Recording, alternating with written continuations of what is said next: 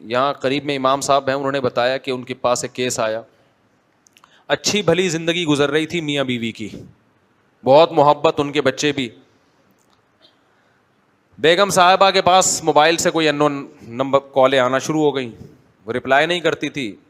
ایک دن تنگ آ کے رپلائی کر دیا, وہ کوئی بڑے آفیسر تھے, تو رپلائی کر دیا, تو پھر آپس میں ایس ایم ایس بازیاں شروع.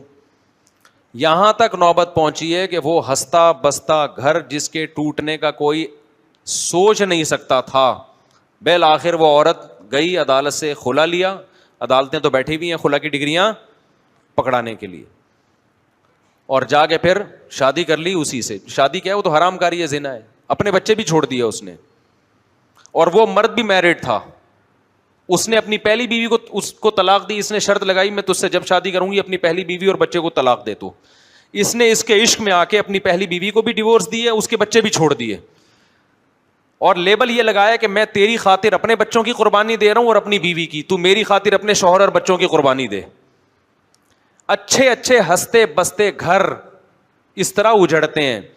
آپ یہ پھر وہی دلیل دو گے فلاں تو نہیں اجڑا, فلاں تو نہیں اجڑا. میں کب کہہ رہا ہوں سارے اجڑتے ہیں بھائی, لیکن کچھ بھی تو اجڑتے ہیں نا. جب ہیروئن فری میں بٹنا شروع ہو تو سارے تھوڑی ہیروئن چی بنتے ہیں, سارے تھوڑی چرسی بنتے ہیں. لیکن جتنے چرسی بنے, جتنے ہیروئن چی بنے, یہ ہیروئن بٹنے کی وجہ سے تو بنے ہیں, تبھی تو ہیروئن اور چرس پہ پابندی لگائی جاتی ہے. تو خوب سمجھ لو, جیسے نشئی کے لیے ہیروئن میں اٹریکشن ہے, ایسے ہی اللہ نے مرد کے لیے کس میں اٹریکشن رکھی ہے, عورت میں. اور خوب سمجھ لو کہ مرد یہ عورت میں یہ نہیں دیکھتا کہ میرڈ ہے یا ان میرڈ, بلکہ مرد کو میرڈ میں زیادہ دلچسپی ہوتی ہے. اس کو پتا ہے یہ تو, اس کو تو شادی کے وعدے اور لارے رپے دینے ہی نہیں ہے میں نے, اس کو تو صرف ٹائم پاس کرنا ہے اس کے ساتھ.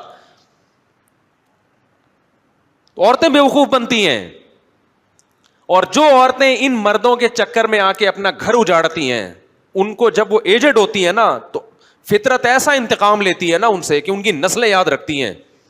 ابھی تو چسکے لگے ہوئے ہوتے ہیں کہ اپنا گھر اجاڑ دو, یہ زیادہ ہینڈسم ہے, ذرا پیسہ دیکھ کے بھاگ جاتی ہیں.